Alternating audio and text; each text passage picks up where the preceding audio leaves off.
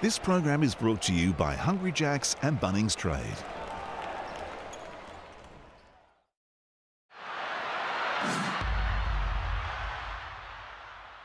Here we go. Melbourne United taking on the Sydney Kings. A nice rivalry between these teams. And I'll tell you what, Sydney may have got the better of them last time, but I reckon United will come out on top here. Other than Chris Goulding coming back into this team, which is a huge in the heart and soul of this team, the home team always seems to win these matchups. The last 9 games going the way of the home team. And this one is being played in Melbourne. So we go United in their head-to-head market. We'll also have a look at the line here. A little bit too close for me. Not really willing to play that one. The one that I like here, and I really take it, is the total points over. This is going to be an up and down game. Not too much defense played, a lot of fire, a lot of heart, and a lot of points, hopefully. So enjoy this one, and most importantly, gamble responsibly.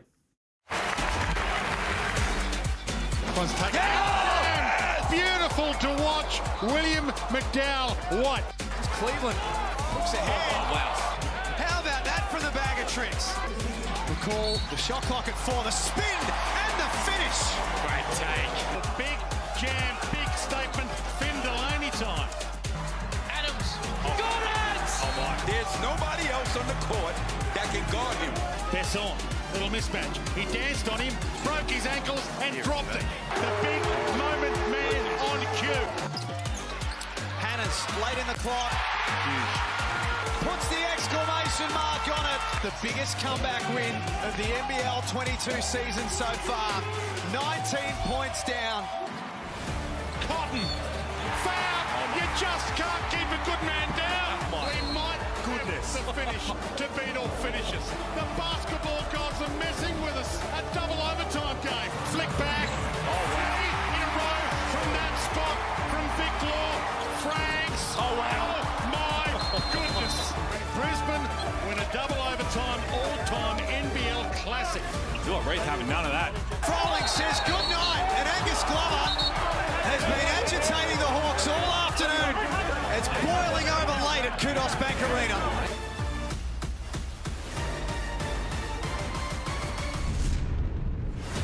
Phoenix forced a turnover at halfway. Oh, yes, sir. Yes, Quick, sir. took a yes, body. Here we go. And Mason Peatling barrels in onto it. And tempers are flared in throwdown 13. Hellacious dunk by Mitch Creek. The rivalry is well and truly alive. The rivalry series has delivered what we expected and a little bit more.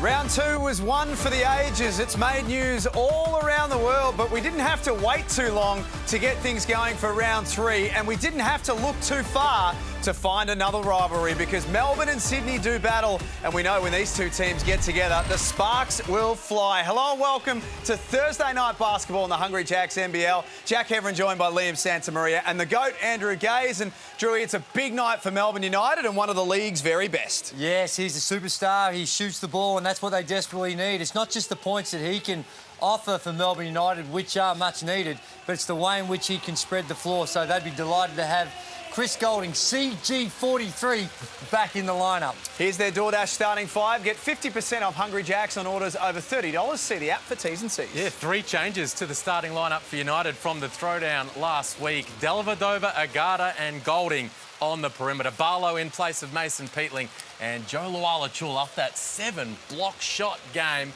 in the middle. It's a big night for Melbourne. Unfortunately, they won't be without Mason Peatling. The man to his left, Jack White, we will see his return on Sunday. But Mason Peatling not playing, suspended for his role in 30 seconds. In fact, make that a minute that has gone global and viral. Well, that's right. I actually thought it was a little harsh that he got suspended, because it was a big penalty on the night. Removed from the game just when United were making a comeback. So, significant penalty there. But you know what? Publicly, the NBL happy to dish out a few little fines and say, hey, we can't have any of that. But privately, they would be rubbing their hands together and saying this is one of the greatest promotions we've ever had, with over 10 million views of that particular incident. And there we have a look at some of the fines that have been handed out. And $375, well, relative to some other competitions, fairly mild slap on the wrist. And for a man like you, that's really just a round of drinks. Dean Vickerman's had a challenging week, no doubt, as coach of Melbourne United. What shouldn't be lost is the fact that they're winless to start the season. Just moments ago, he caught up with Jenny Screen. Both these teams are coming off some physical games in round 2 against their arch rivals. And I'm here with United coach Dean Vickerman. Dino, tell us about the week. How's it been? Is it business as usual? Has there been much disruption? Yeah, obviously early in the week, seeing what the outcome of the melee was, and obviously Mason Peatling's going to miss the game, and he's been our best rebounder this season. So David Quera came in and played really well against the Kings last time, and having Dave Barlow back, who we didn't have against the Kings last time, really helps us in that area. So you're going to lose one of your great rebounders, but you're going to gain one of your great shooters and possibly the best in the league, and Chris Goulding. Big minutes from him tonight. Do you think it's exciting to have him back?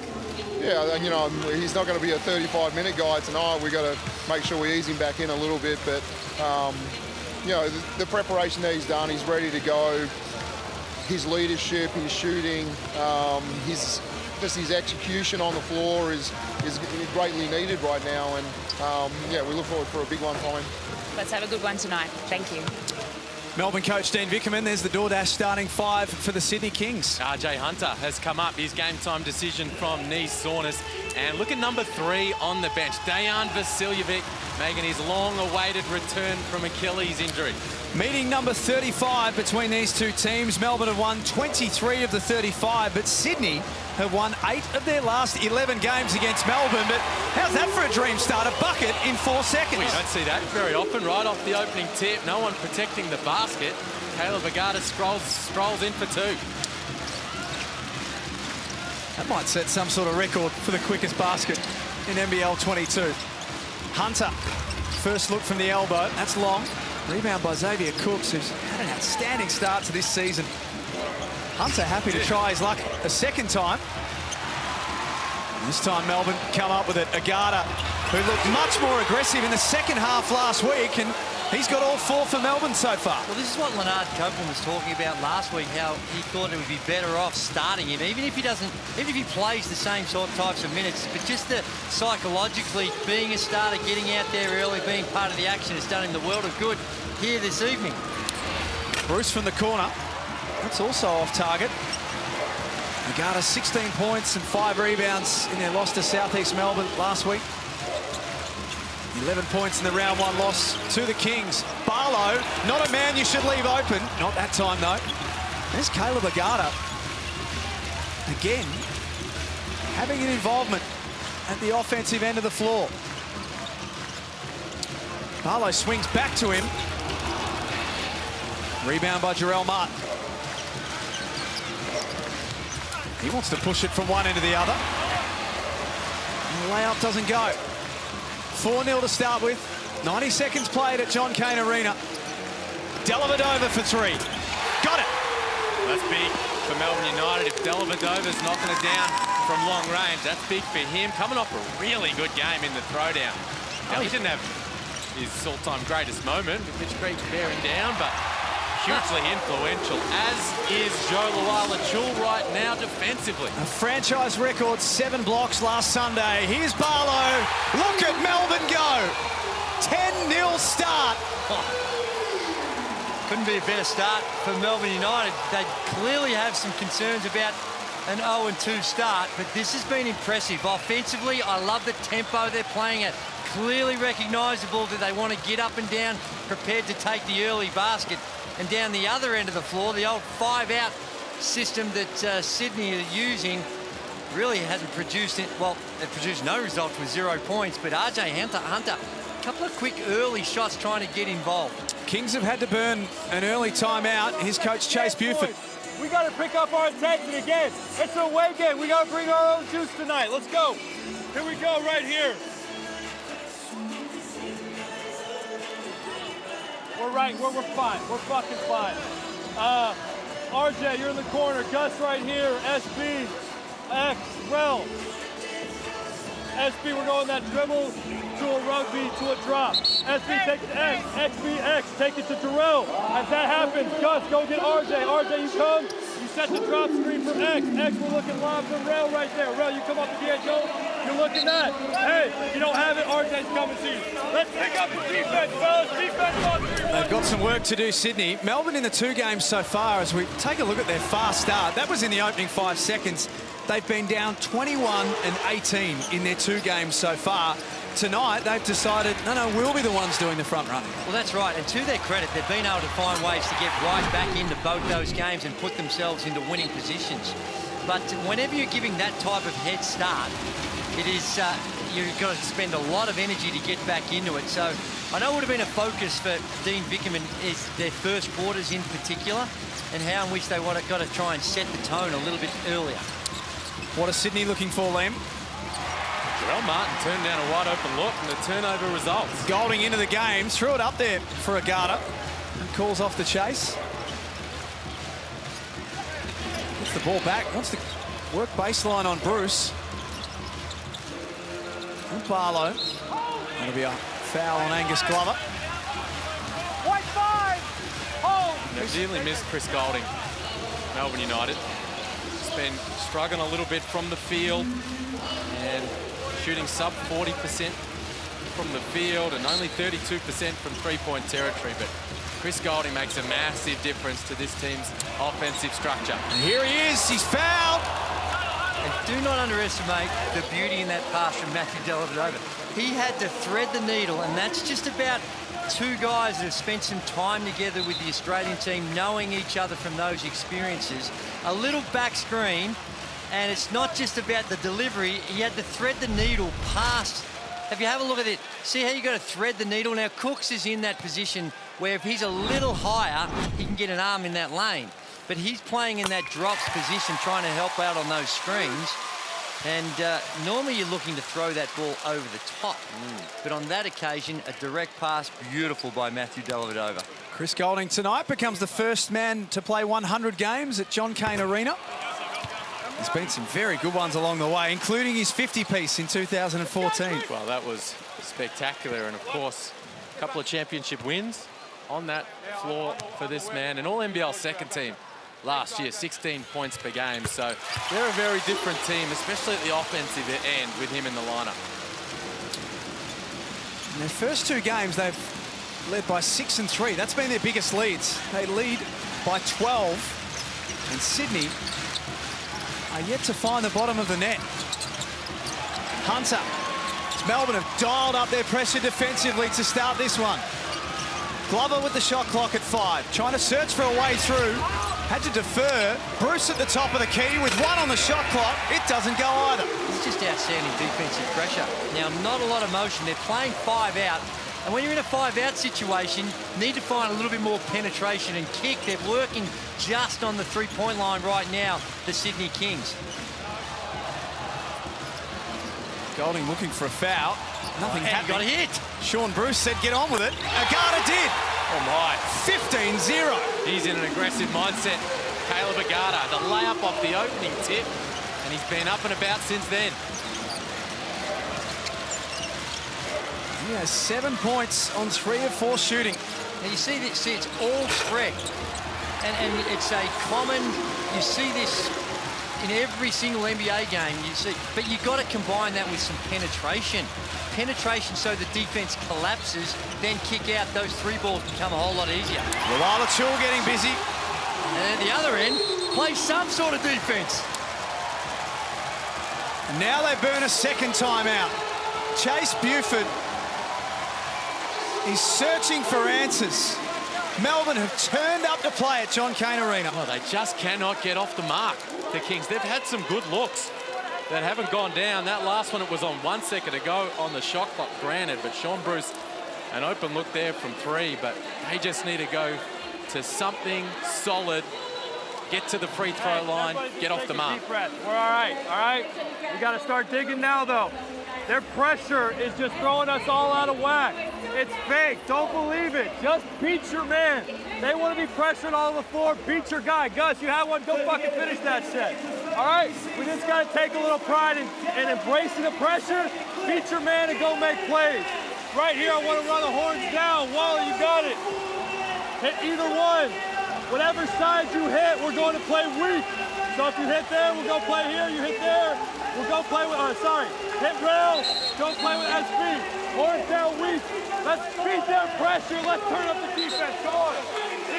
Chase Buford referring to what we were talking about, trying to get your head down and get to the rim in that spread offense that they're in. And it's a harder because in their 5 out, they've been setting a lot of on-ball screens or dribble handoffs, that zoom action. And when you're in that, you're bringing 2 guys together. Sometimes when you're in that 5 out, just keep spread. Throw it to someone, don't screen, just almost have them like statues and then penetrate, then get into your movement after coming off a penetration. First time this season that Sydney have found themselves down by double figures. There's a long way to go in the game. This is an enormous head start that they're giving Melbourne. Glover with a hand in the face. Rebound Luala-Chul, who is averaging the best part of 5 of those a game. It is raining threes. Welcome back, CG43. This is reminiscent of a couple of seasons ago in that game 2 against the Sydney Kings, where it was an all-time winning margin. Just about gave it away that time as well. There are no easy looks out there for Sydney. Well, they need something going towards the basket. Correct. A couple of jump shots, get 20, zip down, draw some fouls, get to the free throw line. Might be time to post Jarrell Martin up on the block. Makuamaker into the game. Agata, what a start he's had. 10 points, 4 of 5. Melbourne lead 23-0. This is incredible. They're shooting it only 32% from the three-point line. That's a really, really bad shot. Now, in isolation, maybe not so much. But in the context of being at a 23-zip run, to come down one pass and just blaze away, it's okay down this end to do that because you got a 20-point lead. Down the other end, just repeating the same action over and over again is not going to get it done. And 5 of 7, 71% from the three-point line. As is custom at Melbourne United home games, the opposition stand, the fans stand until the opposition score. They're still standing. They're going lactic. They've been up there for so long. They'll need to get up and stretch, walk around and shake their legs out. Bogdanovic throwing up a prayer.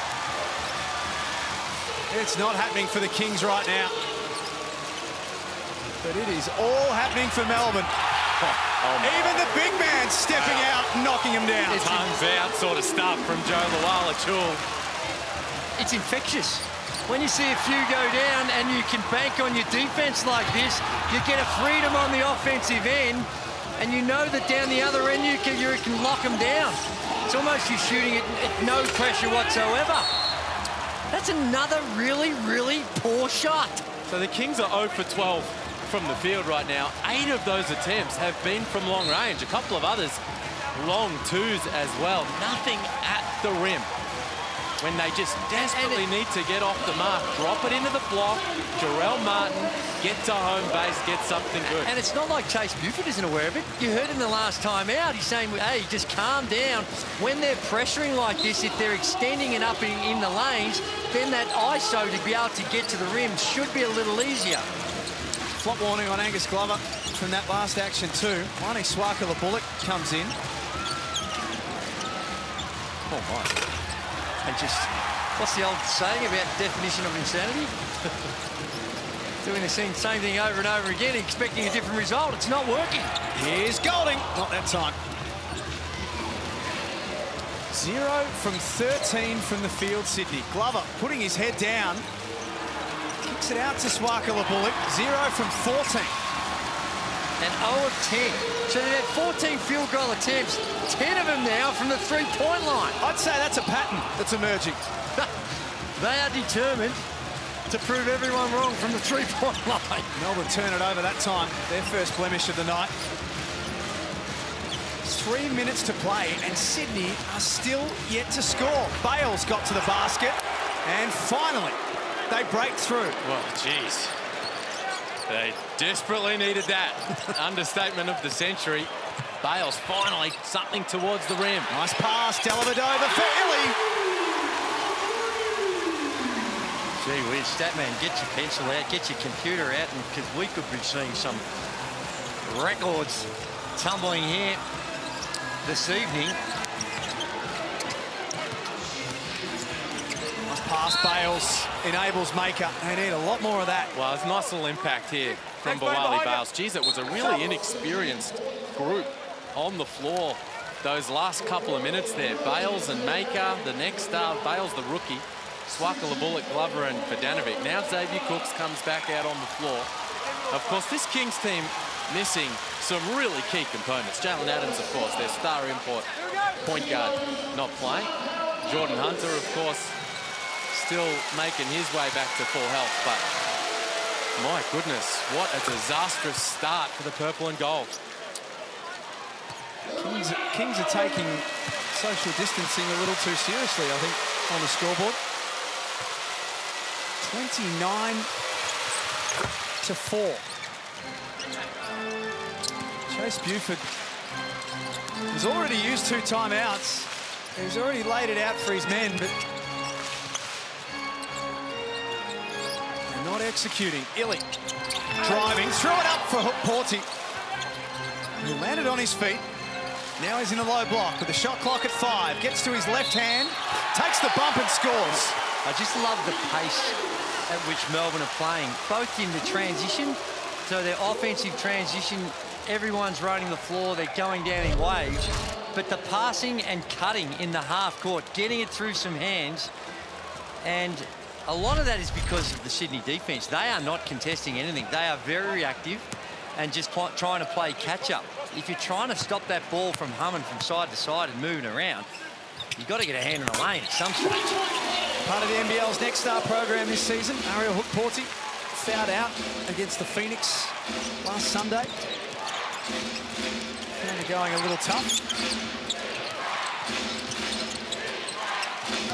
Xavier Cooks has barely been cited so far. Mind you, he's not on his own. Bales has given them some real punch off the bench, and he'll get himself to the free throw line. Well, he's given them some punch because he's got to the rim. He's got to the rim, he's made up one around the basket. This time he gets to the free throw line. This should have been the action after a minute and a half, not after 7 minutes. Let's get courtside to Jenny Screen. Tell you someone that's made an impact is Caleb Agata. He's pretty much been under the pump as an import in this league thus far in the season. It's nice to see him come out. He led from the front really early in that first 5 minutes, got 10 points to his name. He's averaging just over 13 points a game, so shout out to him thus far in the game. My question with Sydney right now, when I look at this game, yes, wrong shots, no penetration, but I don't see who their leader is. And yes, you talked about certain players aren't playing, but who is their leader? No one's getting them together, getting them organised, and I'd love to see if they can do that as we go on in this game. Two-time Olympian Jenny Screen, part of our coverage tonight. Agata settles for the mid-range jump shot. Jalen Adams was going to be that guy, and the game's a different game if he's out there with what he can provide both individually, but also the way in which he can organise and get others going as well. And that's a big out.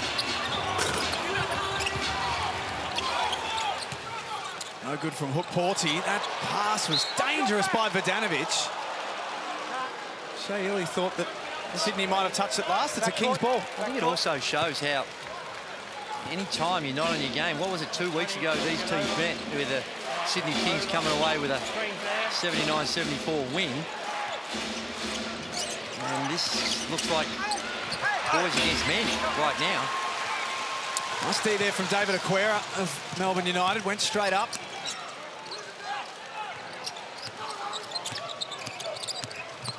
Illy got into the lane. A little short on his layup, though. The Kings now try and get through some stuff. As Cooks with athleticism, but he was forced into another tough look. Again by David Aquera. Illy from outside. Jenny's comments about Agata, I think Chris Golding throughout the week hit the nail on the head as a shooter. He just needs to see the ball go through the rim and get his confidence going, and it can change real quickly when you know you've got a guy that's been around the world and is a pro. And it really helps him when your first couple are real bunny layups. He's got his 4 points off, he sees that scoreboard ticking over, and things grow from there. Sydney making a real mess of this last possession. Bales will have to get the shot away. It's a good look. An opening quarter onslaught from Melbourne United. 34-5. It's the biggest lead at quarter time in NBL history. 34-5. Can you believe it? We're back with the second quarter after this. It's the Hungry Jacks NBL.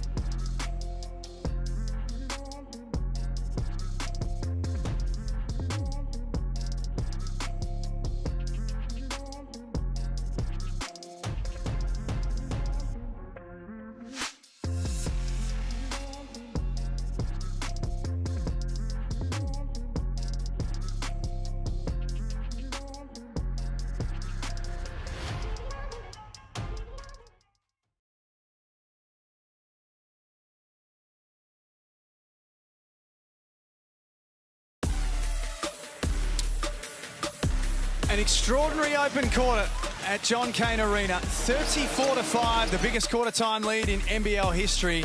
Melbourne could not miss. They were 12 of 19 from the field. Sydney, on the other hand, just 1 of 19 from the field. And the winner of our Kmart Fam Cam is Alex Giacone, has been a Melbourne Tigers, Melbourne United member for 11 years. He's a massive, massive fan of the NBL. He's always texting in and messaging in during games as well. So congratulations, Alex. You are our winner. What did we just see? Well, truly remarkable stuff in that opening term. As you say, the Kings just ice cold. 1 for 19 from the field, 0 for 11 from three-point territory, just hoisting it up in that early going and coming up short. Melbourne United, meanwhile, red hot, 7 of 11 from three-point territory, blowing the Kings out of the water. And it's not just that. I know with these moments she's sort of like a deer in the headlights, but the rebounding count, 16-6. They only had 6 boards. Now, it's one of a lot of defensive boards to have because Melbourne lights out, but still, need to get on the glass. Turnover to start the second quarter is a setback. Look at that. Aquera misses from underneath, puts it back in.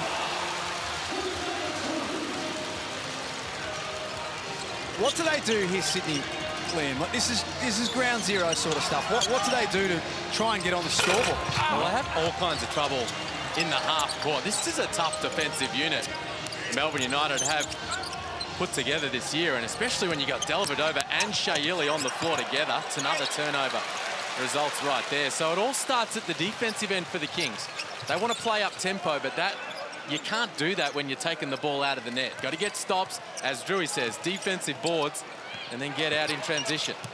Dellavedova, nice look for Aquera. I had his feet set. It'll be a Sydney ball. Let's get courtside to Jenny Screen. Just listening to Chase Buford from Sydney at the quarter-time break. You know, there's only so much a coach can do from the sidelines. He talked about getting touches in the paint, which you gentlemen mentioned about in the first quarter. He talked about AJ Hunter coming off those down screens and turning the corner. He hasn't done that yet. Perhaps the ankle, he feels a bit fragile. Still recovering from that and not wanting to come off 1 foot. But it's not looking good, gentlemen, with these continuous poor shots and turnovers from the Kings. Well, turnovers has been a real Achilles heel right throughout their first 2 games, albeit that they got the win in game 1. They've been coughing it up with almost 20 a game. So it's something that is not isolated to this one, but becomes more prevalent when you're down 31.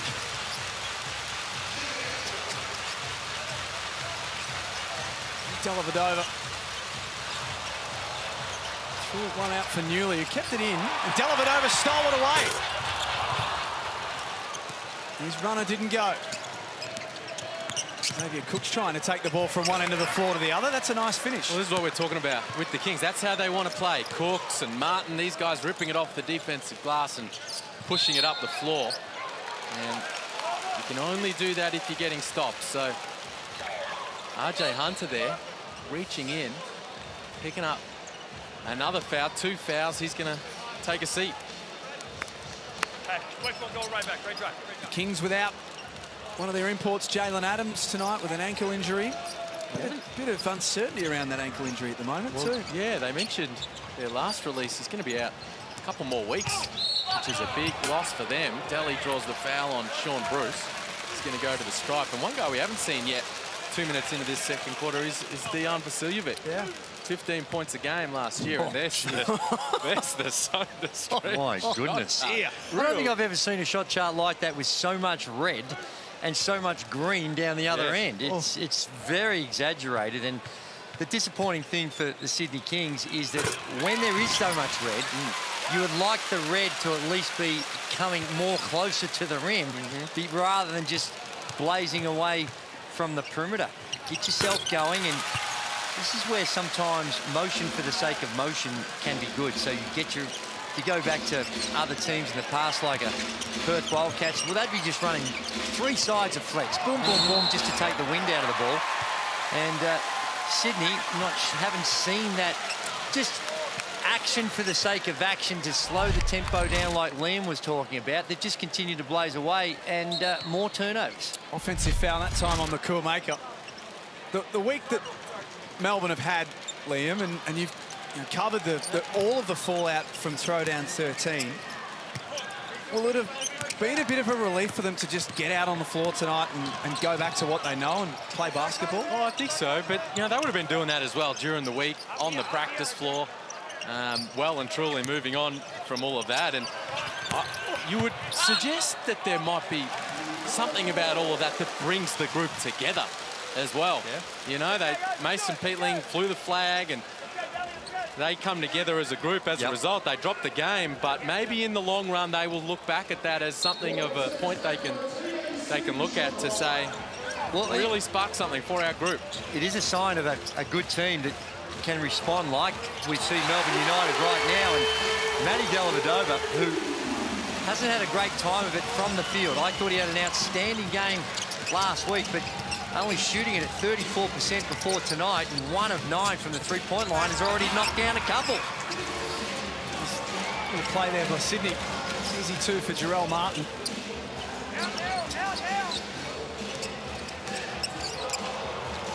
The pass intercepted. Here's Jalen Galloway getting some opportunity in the second quarter. We haven't seen a lot of him so far in this NBL season. Just around the 12 minutes a game. He's an athlete. He can play. There's Vasiljevic. He's champing at the bit. Love to get out there and try to help things. Well, a healthy DJ in these circumstances is the right guy, because he is very good at creating his own shot off the dribble, crafty at getting to the rim, and of course can shoot the 3. Right now, Steph Curry would have trouble trying to turn this around for the Sydney Kings, but DJ would be a healthy DJ would be helpful. I'm sure we'll see him at some stage tonight in his return from a very serious Achilles injury. Melbourne have got a great story of their own coming up on Sunday in their game against New Zealand. Jack White, who was injured around the same time as DJ Vasiljevic with the same injury in Achilles. Nice move there by Glover. Jack White will return Sunday. Yeah, it's going to be great to see him back. Those guys, it's really only been 8, maybe nearly 9 months for those guys coming back from their Achilles, and I really like that attack from Angus Glover. They need action towards the rim, as Newley can't hit there. out of bounds. The ball's going to go back to Melbourne. But Chase Buford in the timeout spoke specifically to Glover. Said, you finally gave us some attack off the dribble, but finish. He was turned away from by Joe Luala-Chul on that attack that time. Took it strong, high off the glass. The Kings are into double figures.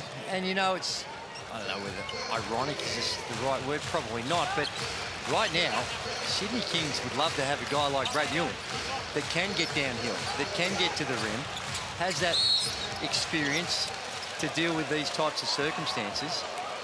Instead, he's, after the last 5 seasons with the Kings, he's wearing a blue jersey.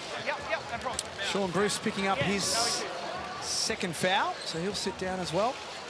RJ Hunter also with a couple of fouls to his name. If you have just joined us, Newley gets back door. Luala-Chul misses the tip in to go with it. 34-5 at quarter time. All one-way traffic. Sydney have done a little bit of a better job of scoring in this second quarter. Including that bucket there from Maker. Melbourne look like a well-oiled machine tonight. Golding's 2 rattles out. They look angry. They looked angry at the start. And even right now, the start of this second, when you get a 30-point lead, it's understandable. Just the intensity going off on the defensive end. Little easier now for Sydney to swing, move the ball around. That time there, a wide open shot for Jarrell Martin. Straight away, Dean Vickerman, I think he can see that the edge has gone off what's happening on the deep, which is understandable when you get such a commanding lead. There you see Jarrell Martin, not a late closeout, but they get there and just Dean Vickerman wants to have a chat and just reinforce. Come on now, get back to our level defensively. All right, get back to our level. No disconnect. Bust through screens, call your hustles early. Shilly, you got Knowles right now. Way to play. Hey, for this one a little bit, we've got foul count right now, so I want us to attack paint, all right? So let's play right now. The first one, we're in a head tap pin, all right? Head tap pin, and I want you to go basket on this one. You set it up, and we got him going rim. Joe, you're going to follow him on that one late if there's any help, all right? Head tap pin, head tap pin. Well, there you go, Dean Vickerman echoing your comments, Drury, about just lifting the intensity at the defensive end. And as a result, he goes back to that Dellavedova-Illy backcourt combination when he wants to churn it up at that end of the floor. And then he says we got foul count now. He means that the Kings have got 4 fouls in the quarter, still 5 minutes to play. Every time Melbourne get fouled, the rest of the way till halftime, they're going to the free throw line. So he wants these guys to put their head down and get on the attack. Round 3 is going to be a really busy one for both of these teams. Melbourne plays Sunday at John Cain Arena once more against the New Zealand Breakers. Nice pass from Golding. Wrap around for Barlow. That's long. Barlow's still active. Ran into a brick wall. The Kings have got the numbers ahead. Bales had that retrieved by Maker. That'll be a foul. The Sydney Kings have got the Phoenix on Saturday at home, and then the Jack Jumpers on Wednesday at home at Kudos Bank Arena. Well, Phoenix is going to be another really tough matchup. And while we're talking about the defensive intensity, maybe just plateauing there a little bit for Melbourne down the other end. The Kings really good this quarter. Just sliding their feet, staying in front, contesting. I saw Melbourne put 34 points on the board in that opening term. Well, only 6 more points over the first 5 minutes of this term. And over the first couple of games, we've seen that from Melbourne Knight. There have been periods where they go 4 or 5 minutes where scoring can be a little bit more difficult. The thing that they haven't had in the first couple of games, they haven't been able to back it up on the defensive end and get the quality and the number of stops.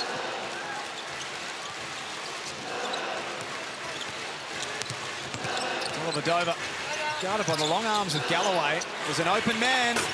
And it's Dave Barlow. He just happens to shoot the 3 ball at around 45%. That's bread and butter for him. Got to make him put the ball on the floor. Martin rattles out for the Kings. And Golding in his return to action this evening. Here's Barlow. You know what happens next? And that's just making a mistake. They run the drag screen and the driver there, and he went down to tag him, but he didn't need to. Jarrell Martin was right there, and your man is a lights-out three-point shooter who's just nailed one. He didn't need to come off as far. That's just a rookie mistake, not understanding the circumstances and the context of the game. 6-0 since the timeout. Both courtesy of Dave Barlow. He's up to 9 points on 3 of 5. Glover putting his head down and driving. Lost the handle, but it was last touched by Melbourne. And here's what you're talking about. Dave Barlow, there's the overhelp from Makua Maker. And that man, Dave Barlow, he's shot 43% from long range. Over the course of his career, he's approaching game number 350. He's just been getting it done from out there for oh so long. And Makua Maker, brand new to the league, maybe just a little unawares. Shot it at 48% last season in their championship campaign. You're not supposed to look like that at 38 either. Well, that's true. He's a specimen. He's chiseled. And when you can shoot, the longevity is his ability to shoot the ball. There's the defensive rebound. They've got shooters all over the floor right now, Melbourne. This lineup is really favoured for the three ball. Like that. 8 points now for Golding, 2 of 4, 2 of 3 from the three-point line. And in the blink of an eye, Liam, what you were saying about Sydney winning the quarter, well, Melbourne are now back in front. Well, that's what happens when you splash 3 consecutive threes. Ball on the floor. Hook Porty did well to jar it loose for Dellavedova.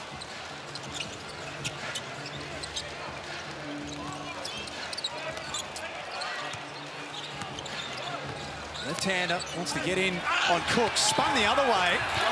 It drops through the contact. It's just size down low. Sydney Kings have gone with a relatively small lineup right now, and you might be able to get away with it at this end of the floor, but down the other end is where the alarm bell should continue to be ringing. They have not found a solution on the defensive end. 51 points, and we've still got a couple of minutes to play in the second. They had it cut to 22 there, the Kings, a couple of minutes ago, and it's blown back out. It was a 26-point run at one point in that first quarter, and it's been an 11-zip run from Melbourne right here. And the Kings have just struggled to find that settling basket, continuing to ping away from long range. 1 of 16 from out there right now. Bale's eventually there, putting it on the deck, getting to the strike. Only a real mild change that we've seen with their penetration. We haven't seen anything really significant strategically trying something different. And they've just been poor, really poor at both ends of the floor. Spoke about Sydney's good record against Melbourne. Well, United's record in this venue against Sydney is outstanding. They've won 10 of their last 11. The Kings in this gym just can't get it done. Agata now has 14 points. It's the ease. Like, it's 3 or 4 dribbles and gets into a semi-contested layup. Hook Porty got a piece of Cooks that time. I know there's still a long way to go in the game, but what can a night like tonight do for Caleb Agata? He's already got 14 points. There's no reason he shouldn't finish with 20 plus. Well, what it's going to do is when he puts his head on the pillow, he's going to sleep a whole lot easier. That's first and foremost, and it generates confidence. Confidence is an amazing thing. When you feel and see the rim, you feel like you belong, you've demonstrated to your teammates that you belong in the competition. And reinforce the coaches, and there's an offensive foul, RJ Hunter. He needs to be very careful because if I'm not mistaken, that's going to be his third. White 11. Hold And down here, please. Down here, please. Let's have a look. He did, he just grabbed him. Just grabbed him. He stays in the game for now. He's got to chase Golding around. And the Kings push the ball ahead. Bales coast to coast. Couldn't lay it up. Good attack from Bales. Crafty little tap from Sean Bruce, but just didn't have the touch on the finish. Nick Porty's size has been a problem for Xavier Cooks. This time, Agata pulling up. Well, one thing's for sure. We know what his agenda is, Agata. Every single time he's touched it, he's let it fly. Cooks banks at home. I think getting Xavier Cooks more involved is a very good idea. Last time down the floor, or 2 possessions ago, he put it on the deck, spun his way into the lane. He just faded away against Hook Port. He needs to continue to attack. They need to get him going. Well, they've got the same call down the other end now. It looks like it's going to be on Chris Golding. This time trying to push RJ Hunt up, similar to what we saw down the other end. Little square up. I think with Xavier Cooks, and we were talking before we went on air, to me, if you look at his numbers this season, they're pretty decent, averaging the 12 points a game and 9 boards. But I almost equate it, if you think of an NBA analogy, like Anthony Davis from the LA Lakers. His numbers are outstanding, but still got more to give. And I think that's how I see Cooks, being really solid, good numbers, working his tail off, but still got plenty more to offer. And if this team's going to contend for a championship, they're going to need more out of Cooks. The Kings with the last possession. Here is Cooks for 3. That'll be a push on Vodanovic. Melbourne will walk to the other end of the floor for a couple of bonus free throws.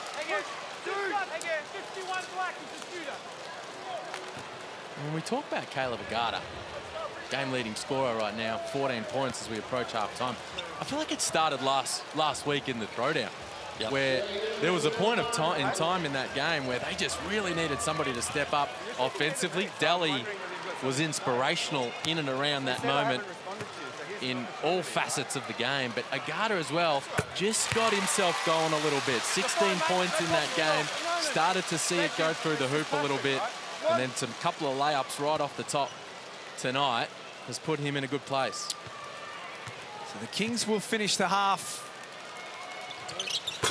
barring a bucket here with 21 points. Liam's just scoot, or we just see this. And 21 points for Sydney is their second lowest halftime score in franchise history. Wow. This proud basketball club have been belted at John Cain Arena in a half. And give a lot of credit. Sydney have been poor, but they've been poor a lot of the time by the way in which Melbourne United have come out in the approach on the defensive end. They have made Sydney trying to change their minds difficult, let alone change direction with the dribble. Here's Jenny Screen. Guys, I'm courtside with Chris Golding. You couldn't have asked for a better first quarter. It looked like you guys came out with something to prove. Yeah, we don't like losing. And we've lost a couple of tough games, a couple of close games. So it's time to start ticking some wins over, and we're going to come out with the right intent. Intent was great in the first, but now how do you maintain that in the second, knowing you have such a margin? Yeah, that's tough. You know, historically, we haven't been great in these sort of situations. So we'll talk about it. It's an area we want to get better when you have a lead to try and build on it. 34 at halftime. That's good, but we can be better. Good luck in the second half, Chris. Nice to see you back on the court. Thanks, Greenie. Ladies and gentlemen, it has been all Melbourne United at home at John Cain Arena tonight. The question is, what can the Sydney Kings do about it? They've got 21 points to the half. They've got nothing to lose. Their back's against the wall. Don't go anywhere. We'll be back to break it down after the break.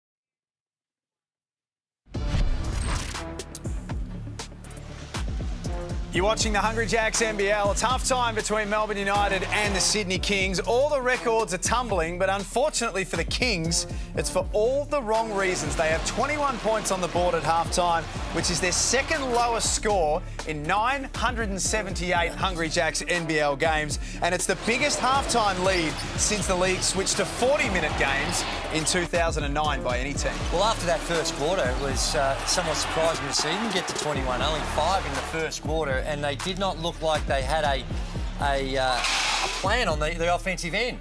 They were just blazing away from the three-point line where they're being terrible. 1 of 17 from threes, and half their shots have come from the three-point line. And it took them a long time to make an adjustment, even despite Chase Buford going out there and pleading and suggesting that they try to get to the rim. As you can imagine, not really high scorers from the Sydney Kings. Jarrell Martin, he's a far better player than what we've seen here tonight with the 5 points, but it's been Agata getting on track with those 14, and that'll do his confidence the world of good. And there you can see the highlights of the rebounding count getting absolutely smashed. And virtually in every facet of the game, whenever you're shooting 20% from the field, very, very hard. It puts enormous pressure on your defence. And as I said going to the halftime break, give a lot of credit to Melbourne United. The way in which that they came out was very impressive at the start of the game.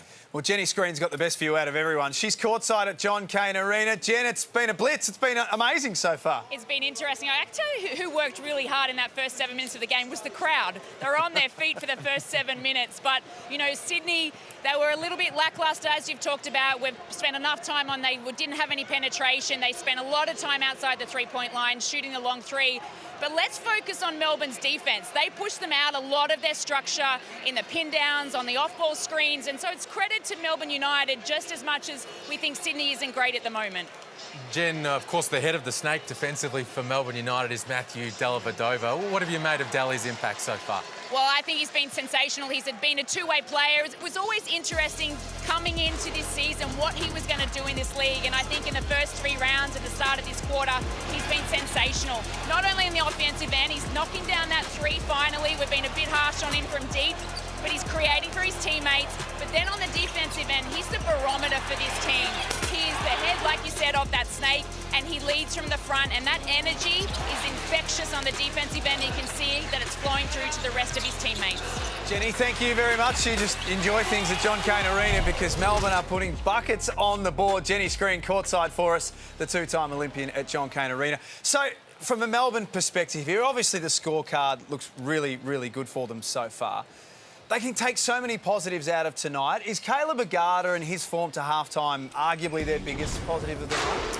Well, Liam, I think so. I think that he's a big piece of what they're doing. He's had an indifferent start to the season, and just judging on the very small sample size, it seems like he is a score-first type player. And when you're not seeing the ball go through the rim, it becomes tough, and it can manifest itself in deterioration in other areas. But to see it get those early few points, see the ball go in, get his own scoring ticking over. He's 6 of 10 from the field, 2 of 4 from threes.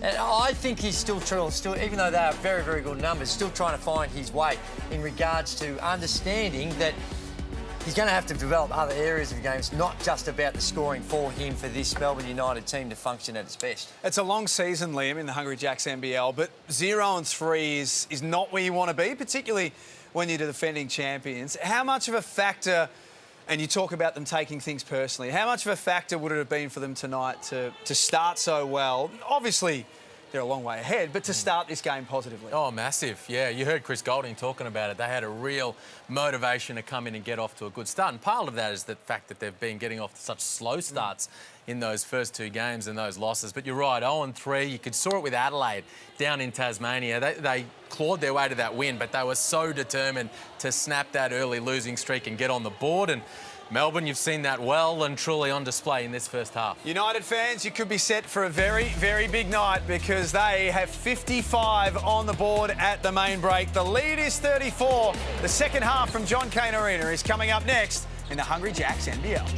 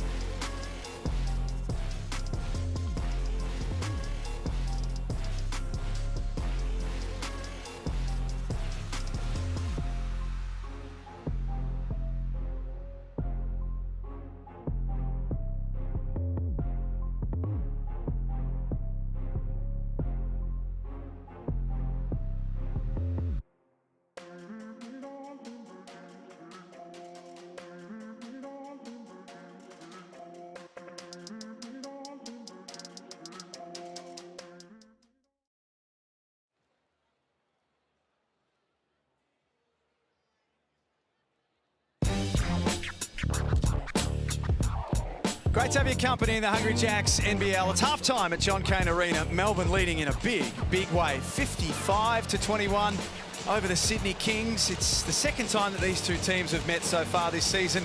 Great crowd in attendance. There's a former high flyer with the Melbourne Football Club in the AFL, Russell Robinson, who's... And very good on the guitar as well. So there's a bloke, and Bianca Chatfield, who's one of Australia's greatest ever netballers, who's got a little one on the way in a few weeks' time, which is fantastic. And the new #1 ticket holder of Melbourne United, your girl, Tones and I. No, she's good. Frankston girl. Boy, she put out some nice little tunes as well. And really surprised, Liam, that in this game so far, we haven't seen DJ Vasiljevic. Well, here he is, Drew. And they've said... Given a run to start the second half. Is he? That wasn't ideal from Melbourne to start with. Neither was that from Dave Barlow. And there is DJ Vasiljevic, April 8th, tore his Achilles. He was expected to be out for the best part of the year. But the great news on December 16, he's back. Yeah, that's big. He's something to feel good about the Kings fans. 15 points a game last season, and maybe this was the plan in terms of bringing him back to start getting going after the break. Xavier Cooks with a good look from deep. Delavadova, his pass to Luala Chul, who was on the move. Yeah, travelled. Little jump into it, and before he put the ball to the floor. So Jack White is the other big name of the NBL21 season who injured his Achilles, and he and DJ were within weeks of each other. He and DJ are both returning this weekend. Jack White will play Sunday for United against the New Zealand Breakers. They supported each other throughout their recovery and making their way back in the same weekend. To me, that's an aggressive start by Vasiljevic as well. Running away from the basket. Called play coming off a staggered screen along the baseline and then pulling the trigger on a deep three. The difference between these two, same injury, but Jack White is one that played more athletically and was more explosive to the rim. And not to say that it means that much, but healthy Achilles for someone that relies on their athleticism probably kicks in just a few degrees more important. Perhaps that's the reason why another week or two that they have in the recovery process. I think we've been reminded pretty quickly of DJ's aggression at the offensive end of the floor. Agata is having a fantastic evening, 16 points on 7 of 11. And the only player in double figures. Glover found Cooks. He did the rest. Really good find by Glover. Gets around, nice hook pass. And the Kings at one stage in the second quarter had their noses in front in the quarter-by-quarter breakdowns. But then Melbourne called a timeout. Liam Dean Vickerman just adjusted a few things and gave them a little pat on the nose. That certainly got them back on track, but this is a little bit... Oh, a turnover from Sean Bruce. Daly picks his pocket. And Golding lays it up with the left hand. You can see what they're trying to do, the Kings, out of that halftime huddle, coming off those dribble handoffs, looking to turn the corner. DJ's keen. Aquera after the Agata pass. DJ not concerned about working himself into the game, just getting it through some hands. Comes out blazing in this start of the third.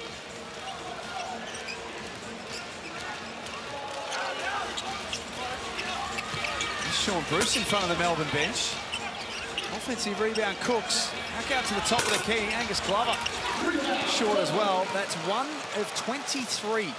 Yeah, it's time to start to put the three ball away for the Kings. Really make a concerted effort to get paint touches. Only shot 8 free throws. As you say, 1 of 23 from long range. Or inside out. Got to get it into the painted area. Try and get Xavier Cooks, Jarrell Martin touches close to the rim, and then as the defense starts to collapse, now you can pitch it out. But you talk about the definition of insanity, Drew. 1 for 23. There comes a time. Oh, it does. But I think as you continued with your explanation, you're spot on. I don't think you don't put the cue in the rack completely, but what you've got to do is only, and it's what you do at practice. A lot of the drills. rightio, you're not allowed to take a three-point shot or a perimeter shot until you get into the paint. If you get 2 feet in the paint, either in the pass up or the penetration, and you kick out, you have a right to shoot it. Another thing you'll do in practice is you can't shoot a 3 off a dribble. You can catch and shoot. But even that one, coming through, just a one pass, wide open, they're not going in. They're shooting it as if they're going in. Dellavedova with the shot clock at 9. That's off his foot.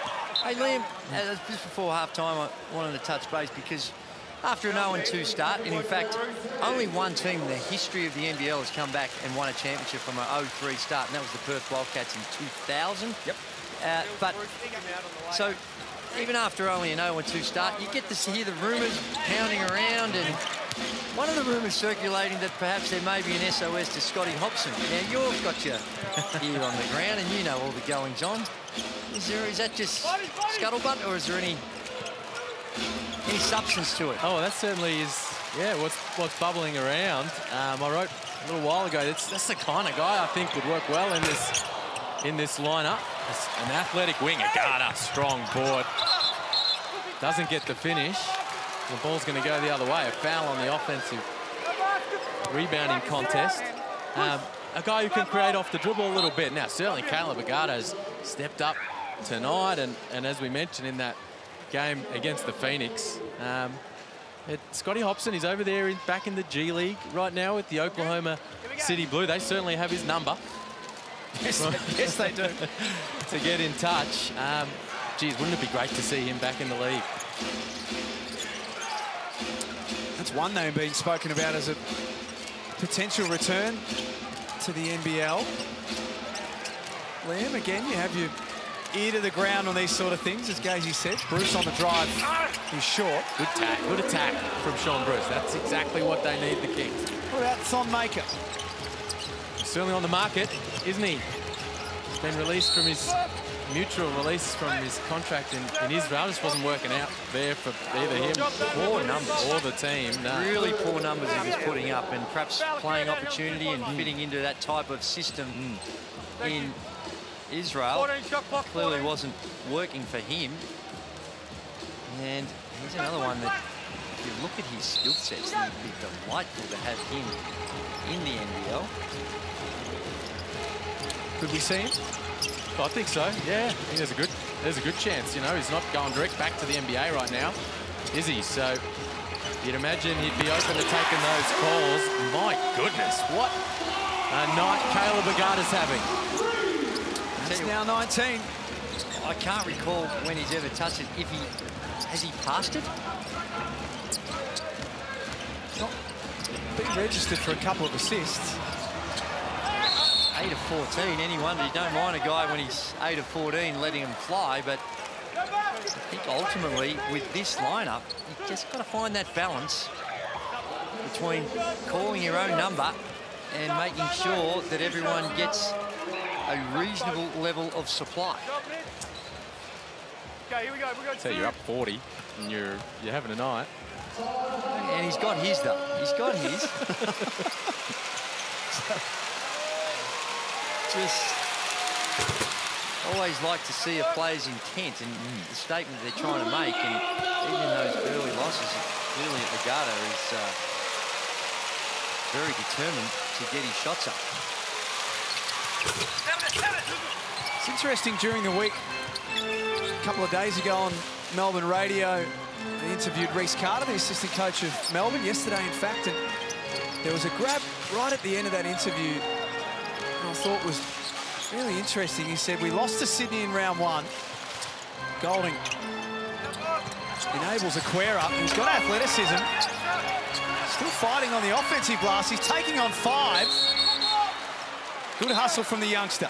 And that's not good enough from the Kings. Geez, Chase Buford wouldn't be happy with that. 4 Kings surrounding Maker around the rim. There's Agata just limping his way that to the doesn't change look good, room. does it? But geez, they lacked that, just the spirit really to just stand up there in the first half of those. They were getting blown off the court. So in this third quarter, to have Aquera just out hustling half their squad there under the rim. Won't go down well with the coaching staff. Bales fires away. That'll drop. Well, they're 2 of 25 now. That's progress. It is progress. Had 46 shots in total. And, you know, these days, an even split or slightly ahead in twos is the norm. And we love to see it. You see the NBA, the analytics prove it. But when you're 2 of 25, that's the thing. It's the makes. You can't just look at the attempts. Bales newly kept him in front. Out for Jarrell Martin.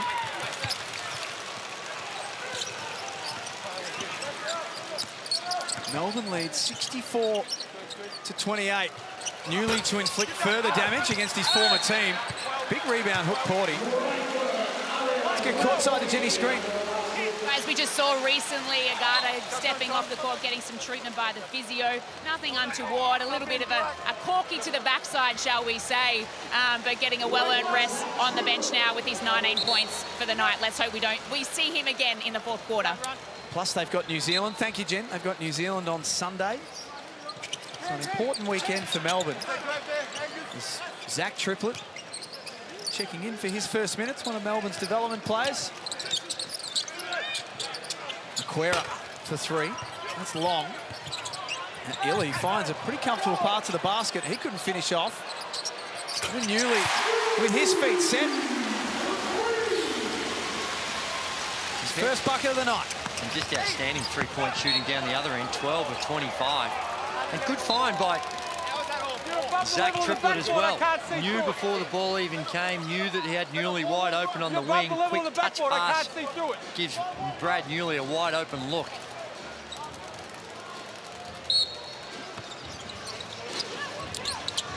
Kings ball from the baseline.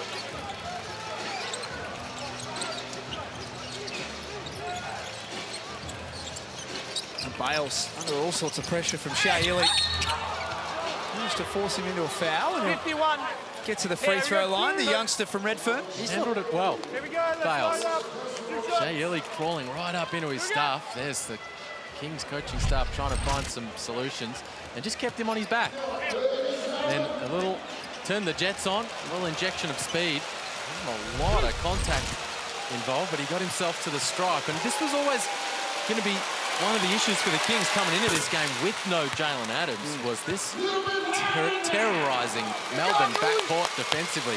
Would they be able to push the Kings out of their half-court offense? And they've certainly been able to do that for most of the night. And if you're a Kings fans watching this, one player, Jalen Adams types at the helm can transform your team very quickly. And they are obviously a hell of a lot better than what they're showing here tonight.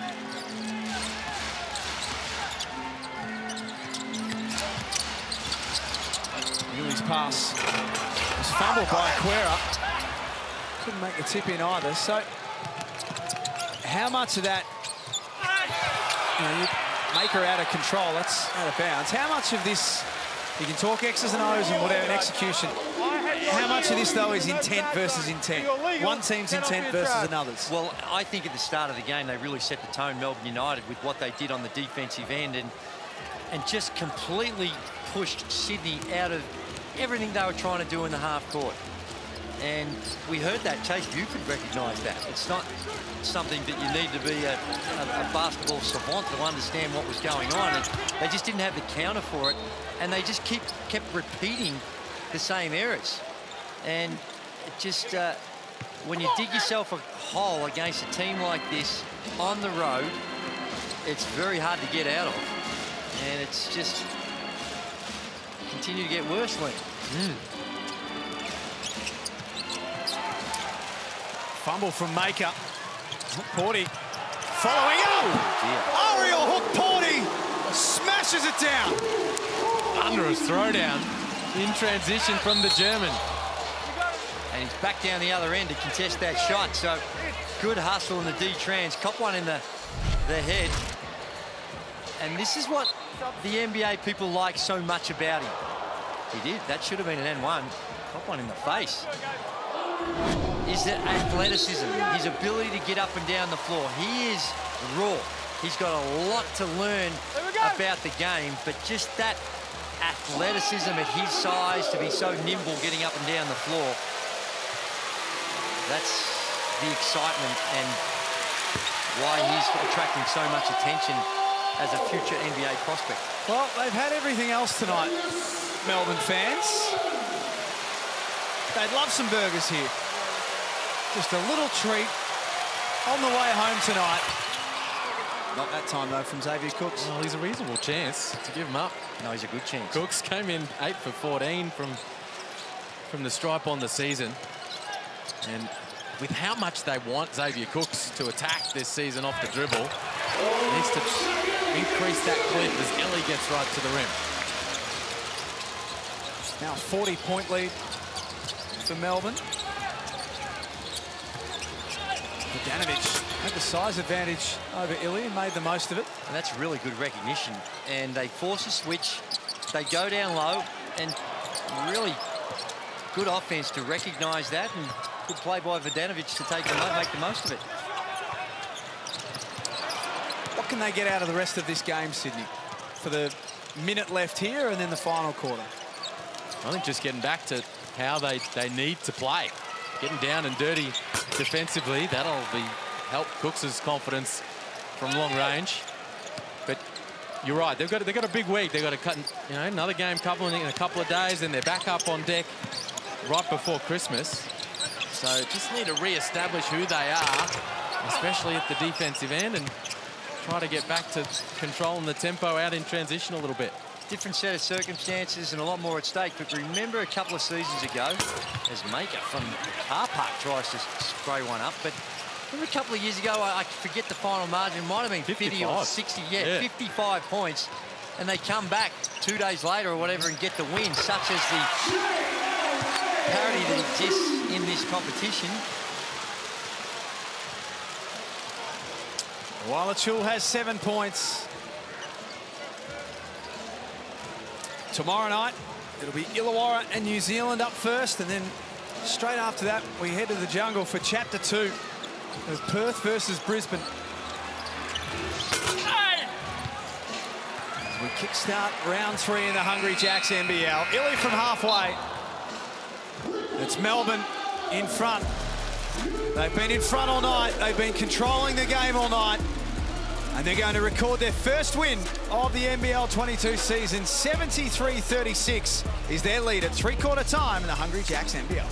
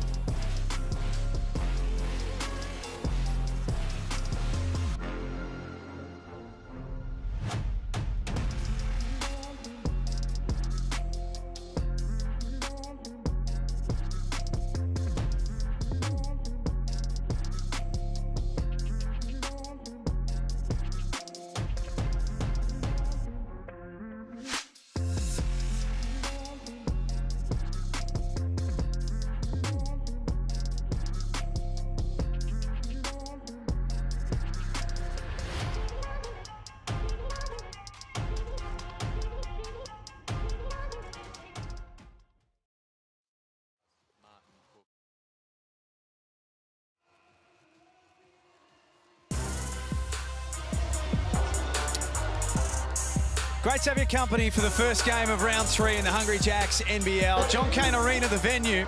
Melbourne United have shot the lights out all night long. They lead 73-36. They win the third quarter 23-15. And I don't think it's a great statement to say that they're well and truly in control of this one. They are, and I think in these sort of circumstances, if you're the Sydney Kings, a lot of the times you start to think ahead. We've got a game in a few days and we'll play. I wouldn't be taking my main guys out of this. They need to try and find solutions here and get something out of the quarter. And just trying to rest them, to me, is not the solution. It's about trying to figure out how we can almost use it like a practice session and how we can make some adjustments and get ready for what we've got to deal with the Phoenix coming up in a few days' time. And that will be a test for them. Martin gets into the paint. We haven't seen a lot of RJ Hunter, Liam, in this second half, have we? He's been riddled with foul trouble early doors. Picked up that third foul a little while back, and not that it really matters at this point. I say get him out there, give him some run, but he's been dealing with that knee soreness. Kept him out of their last game. Let's finish over the top from Luala Chul. There he is. He doesn't, as you would expect, look overly enthralled with what's going on. Xavier Cooks extends into double figures. The first Sydney player to get there. Good result from Melbourne as well. Just getting Chris Golding up and about tonight. Agata's had a really nice night. Good for his confidence. Back out on the floor, but Golding, 13 points in his return game. Yes. And got a hand on that one too.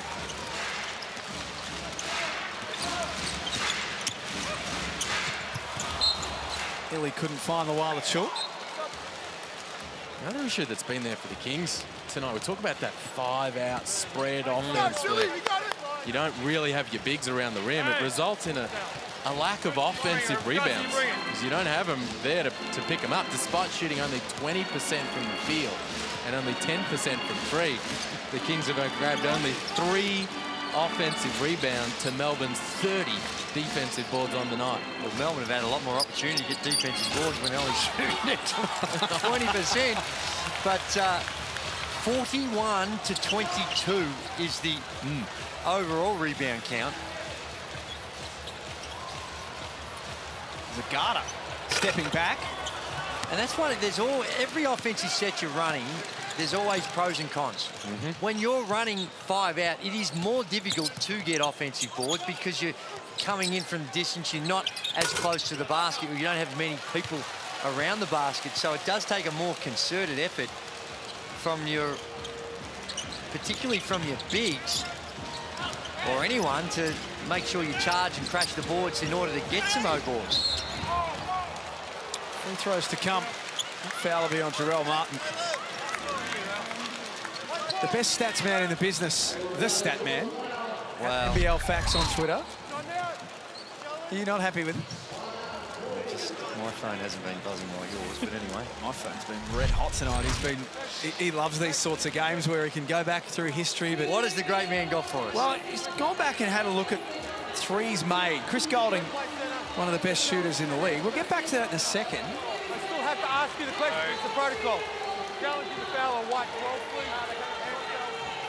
Chase Buford using his coach's challenge on that Jarrell Martin foul. It was a strong contest from Martin. He's got his hands on there, his right hand. The one. Certainly Agata with the fend off. No, if you have a look at Agata's left hand. No, 100%, but there's the foul right there. It's the right hand that gets him. Yeah. Now, after that, the second part of the action, it's an offensive foul. Correct. But here's the replay. There's the push with the right hand. And I believe the call was for the push, was it, Liam? Well, either way, it was for a shooting foul, right? Well, he's picked up his dribble. But the point is, if the foul's called there, then it's a foul. But if they've called it on the contest on the shot, then they'll win the challenge. But if the protest is for the push, they will lose it. And what you're seeing right now on your screens is what our replay centre are looking at as well to help them make the decision, referred to them by senior official Michael Aylan. What's the stat man come up with in terms of threes made here?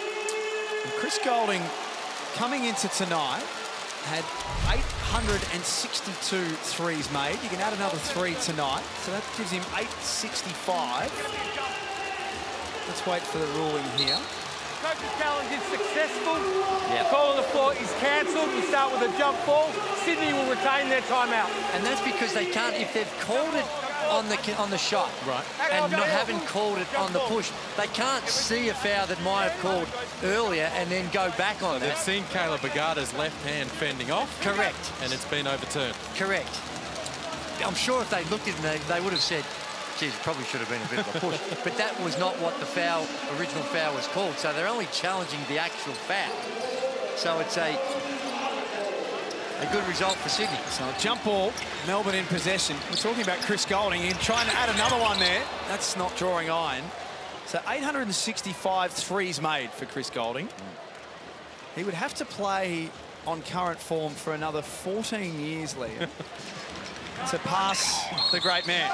No, wow, to pass our man. Gee whiz. No, but that's because I played for 7,000 years.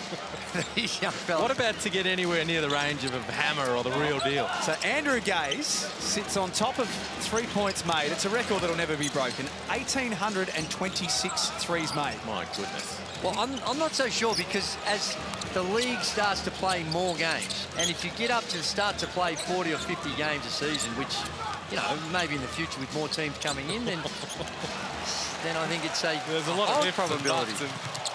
Something tells me that Agada lays it up. Something tells me Chris will be retired by then. That'll be a Sydney timeout.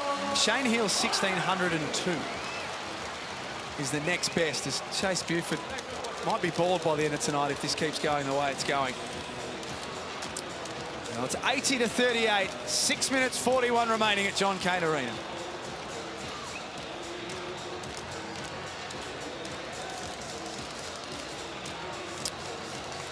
It's certainly been a frustrating night for that man, Chase Buford. Just haven't been able to get anything going offensively, and every now and then when they've pieced together a couple of stops, Melbourne have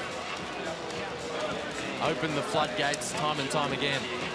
That's been normally in this sort of blowout game, the team who's down will get a bit of a run and kind of repair the damage, but they haven't been able to get at it all, have they? No, they haven't looked like it. It's just been blazing away from the three-point line, and that at 3 of 30 hasn't got it done. So they're going to have to go back, and I'm not sure they'll spend too much time on the tape on this one, but have a look. The coaches will, trust me, and figure out how they can make some adjustments for their next outing.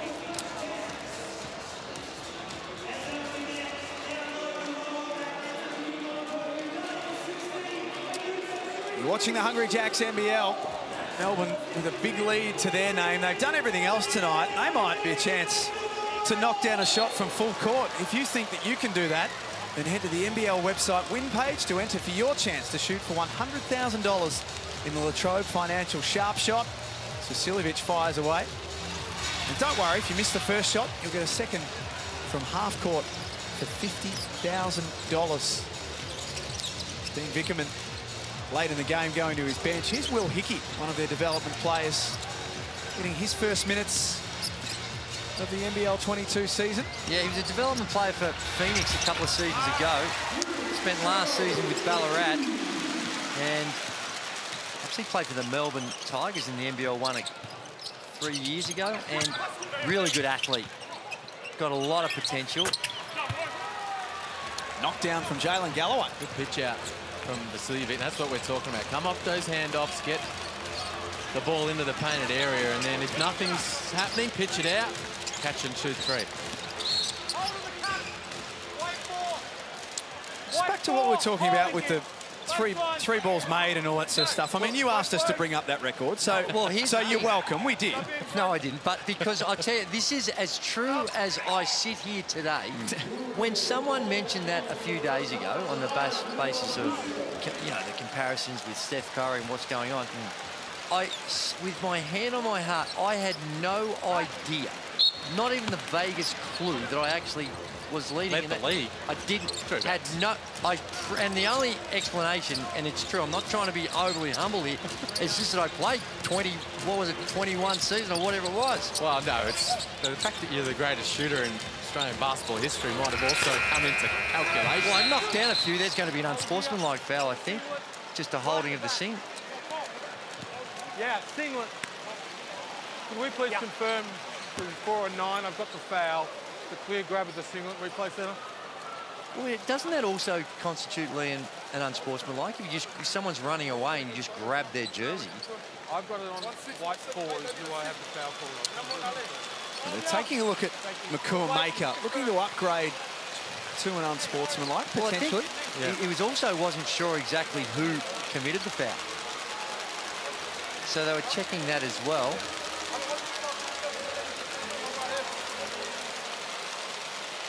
White 4, just a hold with the singlet to grab. White 4, hold, baseline. Melbourne ball. I'm a little confused with that because I thought came that 400 miles back. I couldn't tell the difference between the two players. And that's true, but I just wasn't sure why that's not an unsportsmanlike. Couldn't tell the cousins apart. Michael Aylan. Close Maker boys on the floor. Will Hickey steps up, drains the 3. Everyone getting involved for Melbourne United. The word out of the United camp is that he's been really impressing at practice. Hickey, all the DPs out. Zach Triplett, David Aquera, getting out here, getting some run. Here's that athleticism. Brewster shares for Newley. Oh, Hickey drops it down for Hook Porty. Shot clock down to 9. Maker got a good chunk of that one. And blocked the shot. Galloway took it at Hickey, who met him at the summit. My, he's trying to posterise it. That end of the court will forever be etched in NBL history after last weekend.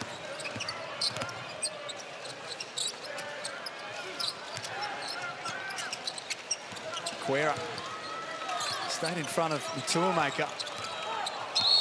The clock's down to 4, and that'll be a pretty straightforward offensive foul.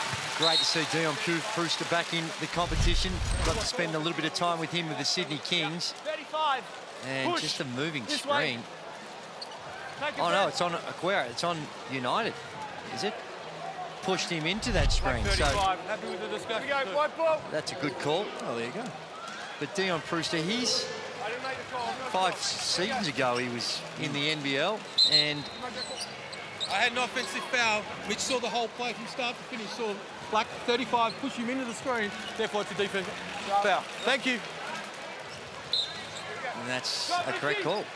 But Dion Brewster's in this lineup for his defensive work, and you saw him then just fighting over the top of the screens and the way in which he can make himself skinny and keep people in front of him. A block shot from Aquera. This young man is loaded with talent. Hickey got his man up in the air. It was a little out of control. Maker spots up from outside. Liam, you were talking about the word out of the Melbourne camp with all of their development players.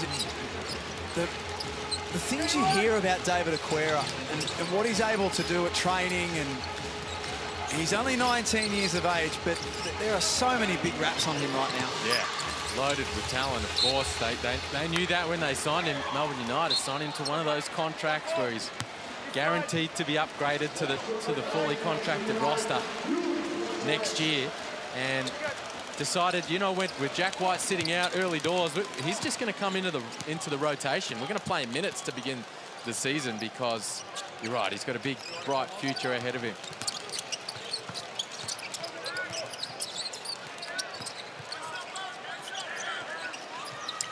Deep 2 from Maker, and he's long. Foul will be on Galloway. So how do the Sydney Kings treat this game? Different coaches have got different methods. Is it put the tape in the fire and never watch it again and just move on for Saturday? Or do you address where it's broken down tonight? Well, the coaches will watch it and they'll break it down, and I think what they'll do is they'll abbreviate it. Some coaches say, hey, if this is that bad, I want you guys to sit down and watch it.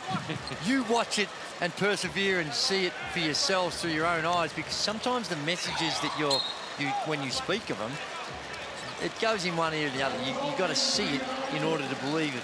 some of those adjustments that clearly that they were asking. Chase Buford was asking early on to make some adjustments. And might as well have been an irrelevant timeout because the players come out and didn't execute. So that's where you're going to show to say, this is what we saw. We asked you to do this and you didn't make the changes. Callum Dalton into the game for his first minutes of the NBL22 season. His first as a Melbourne United player, was previously with the Brisbane Bullets. Porty called for a foul over the back. Black 15, hit.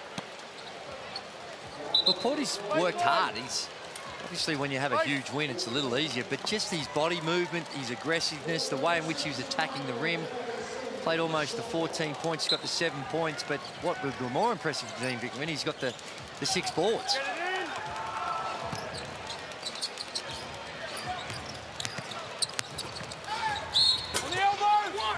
Points will count. Let's finish there from Matua Maker. It's the final signing for Sydney coming into this season on a one-year deal. Has spent some time in the G League with Rio Grande, the Houston Rockets affiliate. I suspect that something must be wrong with RJ Hunter as well, because he hasn't seen time after he's picked up that third foul, and he's been wedded to the bench since. Because they need to get him going. They need to find a way to get him going, along with many others as well, but in particular the new guys who are acclimatised to the league, all those other variables that come into consideration. Blowouts like this, you still got to try and get some value out of the game. 4 of 34 from outside for those who are playing along. There's no way that you can polish up 11%. And that'll be a big element of the review process, Jack, for sure. Chase Buford and the Kings coaching staff just emphasising the point of we've got to find a balance. Find a balance from outside and inside. Got to get some more trips to the free throw line. Good attack here from the Maker duo. They come up short, but that's just way too many free balls, especially early on when that thing just was not dropping. And that last play finished with a contested shot, but I like it when you're playing the 5-out offense, it's the repeated penetrate, kick. And sometimes it's not until the 3rd or 4th penetration that the defense starts to second guess and you start to get that spread. Ricky's been impressive in the junk minutes, of course, but still coming out and looking supremely confident. Up and down his shots. That'll count. Improves things a little bit. Now Sydney are staring down the barrel of their lowest ever NBL score. They need a bucket in this last minute. Hickey pulling up for 3. Gets another look at it. And Triplet wants a piece of the action. Both he and Brewster, the only players who have not scored this evening.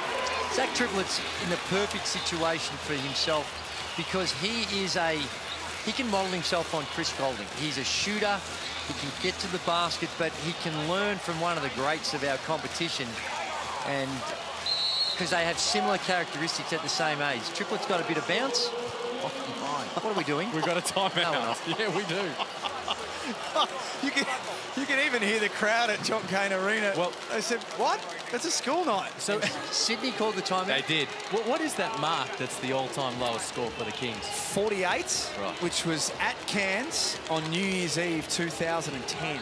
Right, so desperately keen to avoid that historic mark. There's the upcoming schedule for Melbourne United. They'll take all kinds of confidence from this one. The Breakers, and they come up against the Kings again on Boxing Day, away in Hobart, and then in Wollongong against the Hawks. Good run. They've got a couple of teams there that are getting them. They're a little vulnerable, both Sydney and New Zealand. And that's tough. This is a very, very tough stretch of games coming up. when you don't have your full complement or you've got guys coming back from injury that aren't quite right, this league can be brutal because of the standard of the competition. And there's the great Kevin Lish as well, alongside one of the assistants with the Sydney Kings. I'm sure his support will be invaluable to Chase Buford.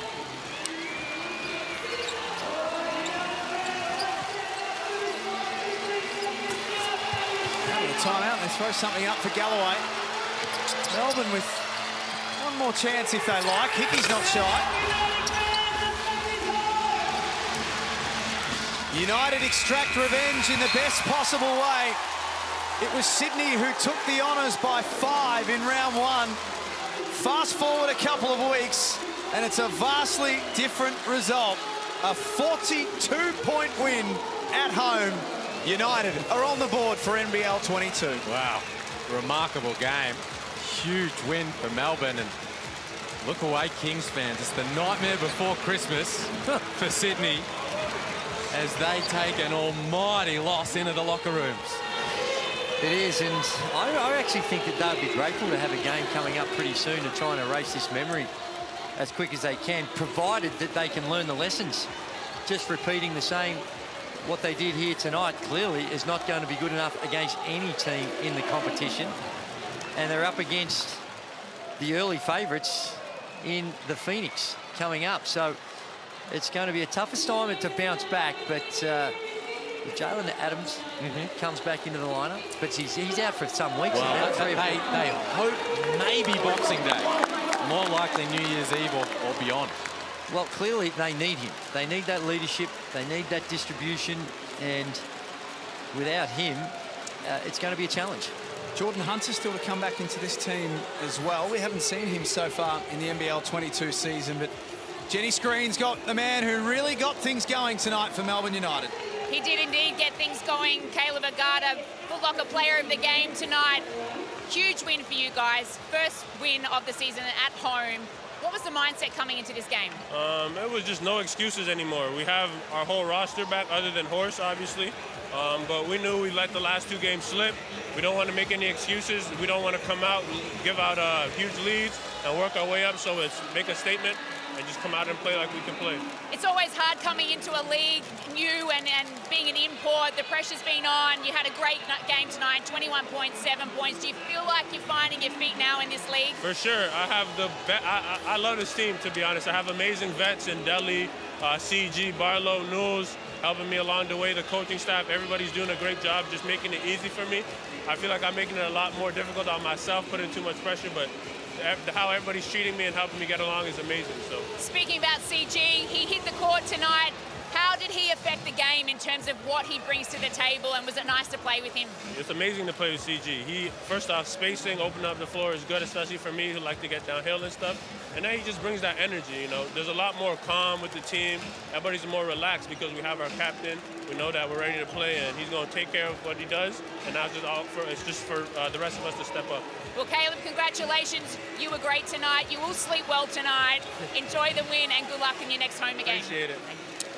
It was great to see him smiling, and it's great to see him having a night like this, Caleb Agata. He came in with a big reputation, found the going a little tough in the first 2 games, but tonight looked a lot more like it. Absolutely, and as we've spoken about a number of times throughout the evening, when you see the ball go through the rim, a couple of real easy baskets to start the game, you see some points on the board for yourself, the game becomes a whole lot easier. And when you, what was it, before they score, when you've got a 20-point lead before Sydney even get a bucket, the burden and the pressure is released, and you can see what he's capable of. He's a really high-level scorer, can put the ball, score in a variety of different ways, and a really good sign for Melbourne United with his form tonight. Let's get back to Jenny Screen.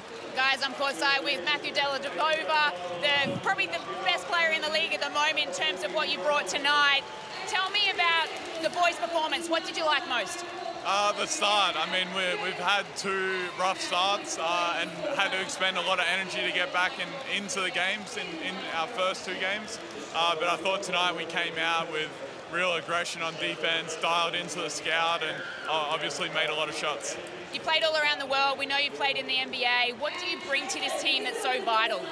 I think, you know, I'm still learning the system and the league, but competitiveness, you know, getting guys open.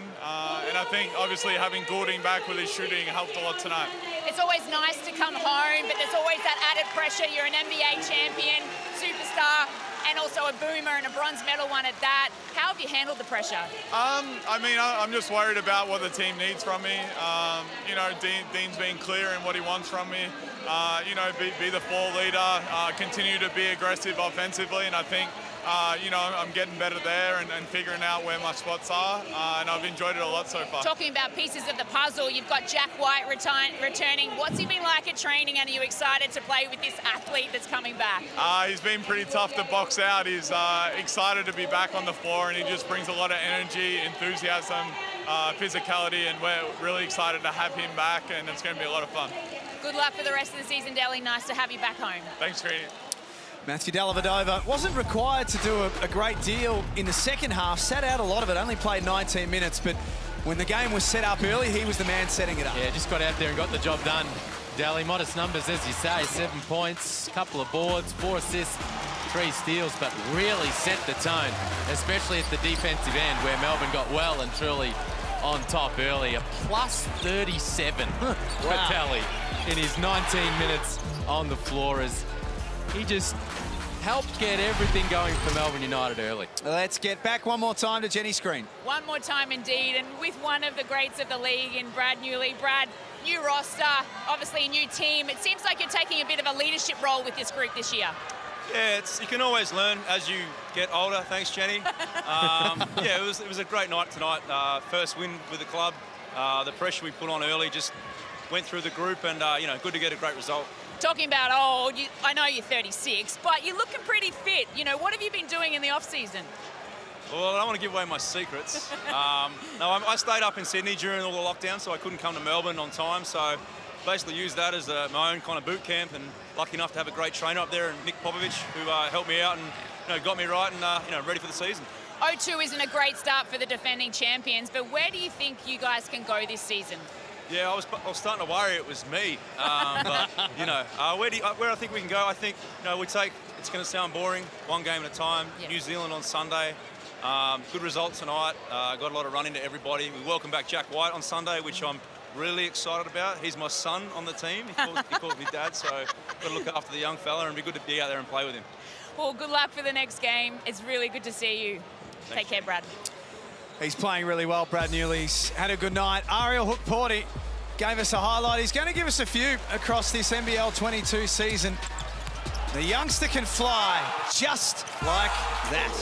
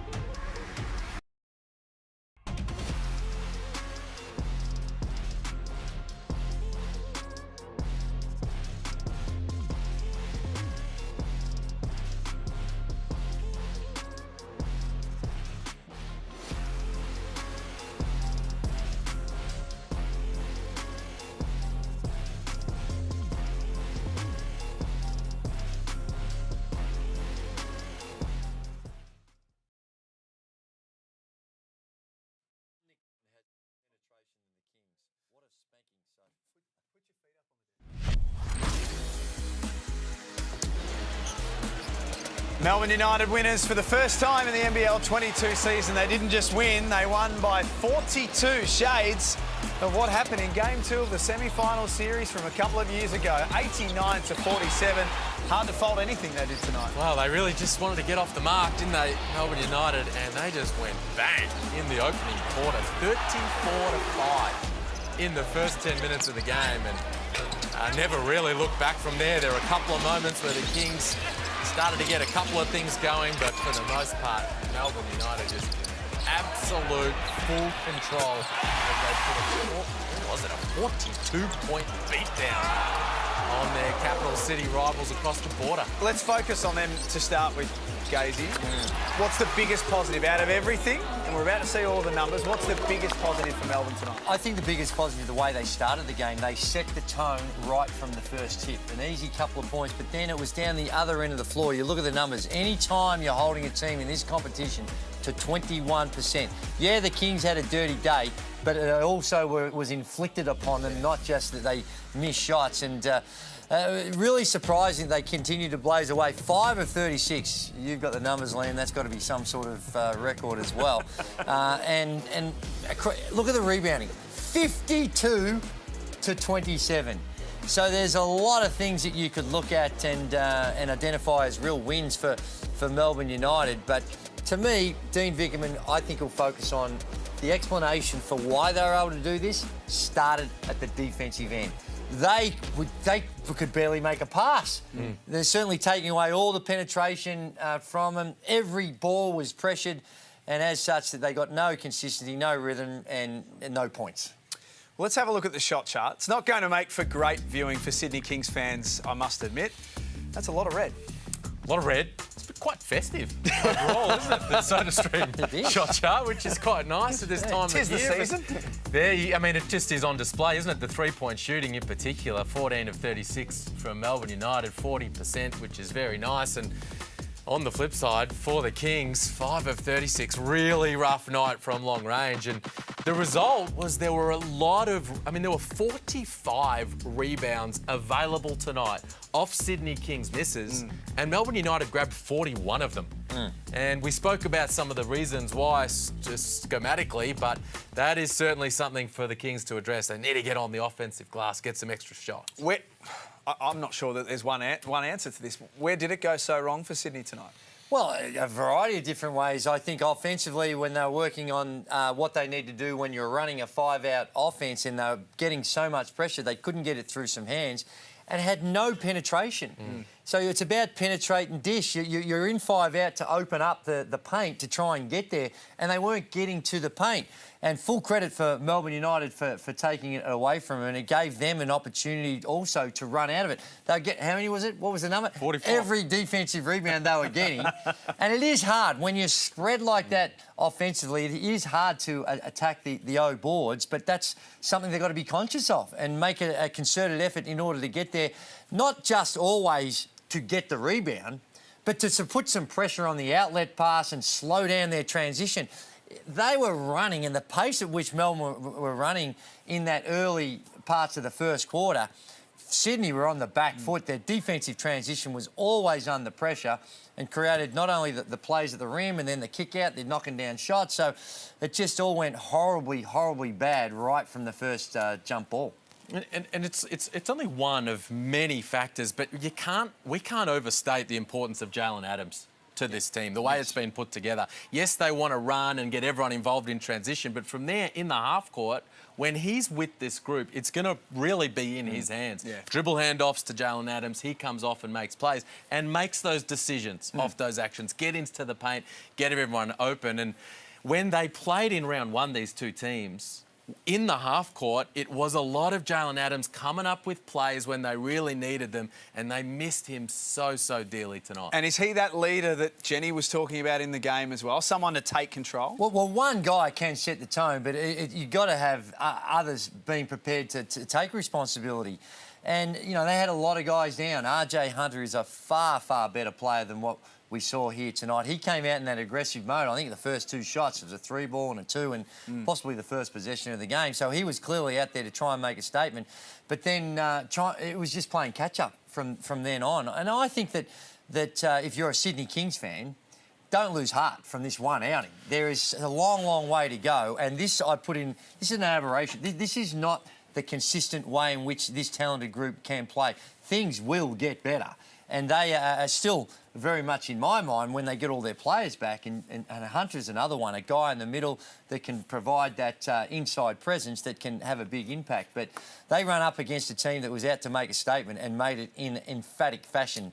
Melbourne United. Well, they won't have to wait long. They'll be back in action on Saturday, the Sydney Kings, when they take on the South East Melbourne Phoenix. Back to Melbourne, with the departure of Jock Landale, it means that Joe Luala-Chul becomes the starting big man, and that means they need some punch off the bench. They have Ariel Hook-Porty as their next star this year. What do we make of his outing tonight, and I guess collectively his first 3 games? Well, this was certainly his best outing that he's had thus far. Looked impressive in the pre-season and just maybe struggled to find his feet over the first couple of games. Got a little lost defensively on some actions that frustrated Dean Vickerman, but tonight, as everything was going Melbourne United's way, he found a bit of a comfort zone, picking, rolling, running in transition and finishing strong at the rim. So a few buckets, a few boards, that'll certainly help his confidence moving forward. He's still learning the caper. He's a very, very young man and going up against some very experienced bodies. So it's going to take some time. He needs patience because you can tell he's still got a lot to learn. And that decision-making, where he needs to be positionally on the defensive end, all those things, he's got to have that patience, as does the Melbourne United. But what a great situation is for him to showcase his skills and continue to learn. Before we take a look at what's coming up for the rest of the weekend, let's take a look at the ladder and what it's done to the Sydney Kings from where they started to where they are now. They've lost 5 spots after tonight. Well, it's taken a massive beating to their percentage. No doubt about that, as they drop it by 42. And there you see Melbourne. They get their first win on the board, 1 and 2, and a chance to build from here. But there you can see what the Kings have got coming next. A match-up against South East Melbourne, undefeated, 3-0. So it doesn't get any easier for them. And then they're going to host Tassie right before Christmas at Kudos Bank Arena. Perth and Brisbane tomorrow night. Their first match a couple of weeks ago, or last weekend, was epic. Hopefully we get that again tomorrow night. Double overtime, wasn't it? And Vic Law was sensational. Bryce Cotton had a downer, but full credit. Lamar Patterson stepped up big time along with Frank. Brisbane might be better than I think a lot of people were giving credit to. Sneaky good team. We're going to find out tomorrow night. Gazy, Liam, thank you very much. And a big thanks to Jenny Screen as well. Thank you for being with us and for watching the Hungry Jacks NBL. We're back tomorrow night with a doubleheader to get us going again in round 3.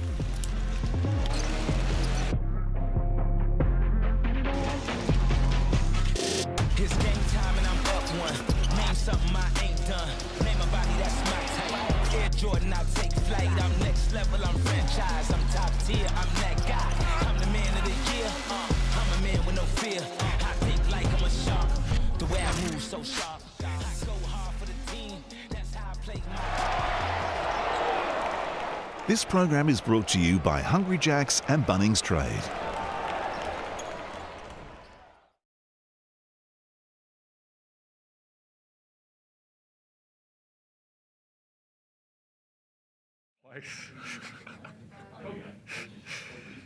Stiff ass rims.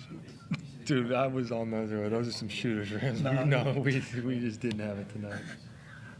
I'm just looking for something. Shit. I'm gonna flush that for real.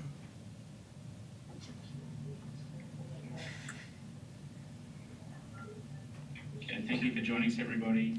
We'll get underway shortly. Bring up the vision there. Okay, as per usual, please just use the raise hand function if you do have a question found at the bottom of your screen, and we'll get underway. If Roy, you'd like to start us off. Thanks, Tom. Start with you, Coach. What's your thoughts on the game and how this all panned out tonight? Yeah, I mean, they came out like a team that was desperate to get a win, and they brought the intensity, the physicality, and we didn't match it. I don't know if we came out, thought it was going to be sweet or what, but we did match their intensity to start the game tonight, and it showed from the opening tip. You guys have wanted to play up tempo, play fast, but the shot selection was probably a little difficult at times tonight. Did you want is there a way the guys can temper their three balls a little bit, or do you want them just to keep shooting freely even if you start 0 or 10 or whatever the number was? Yeah, I mean, we had some good looks that we missed, and it snowballed from there. So there were good ones we should take, and there were some bad ones that we shouldn't. And how do you plan to deal with the group in the days to come leading up to the Phoenix game? Do you watch this? Do you flush it? How do you sort of plan to? Yeah, we got to go get on a plane tomorrow and then play Saturday.